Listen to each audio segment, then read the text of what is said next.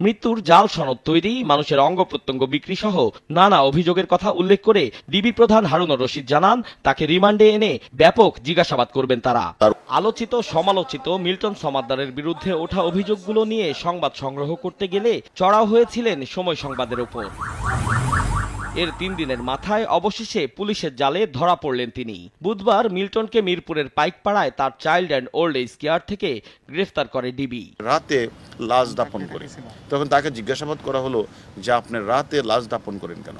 সে বলে যে আসলে না হলে তো মানুষ আমাকে বিভিন্ন প্রশ্ন করে, আপনি যে 30-35 লাখ টাকা খরচ করেন, টাকা পান কোথায়? এবং নিজেই ডেথ সার্টিফিকেট তৈরি করে ডাক্তারের সিল স্বাক্ষর জাল করে সে নিজেই মিডিয়ার কাছে শেয়ার করেছেন। ইতিমধ্যে 900 লাশ দাপন করলেও 835 সালের সম্পূর্ণ গরমিল কোনো ডকুমেন্টসে দেখাতে পারে নাই। পাশে একটা মসজিদ ছিল, সেখান থেকে প্রশ্ন উঠেছে যে কিডনির পাশে সেখানে রক্তের দাগও রয়েছে, তাহলে তার বিরুদ্ধে অজস্র অভিযোগ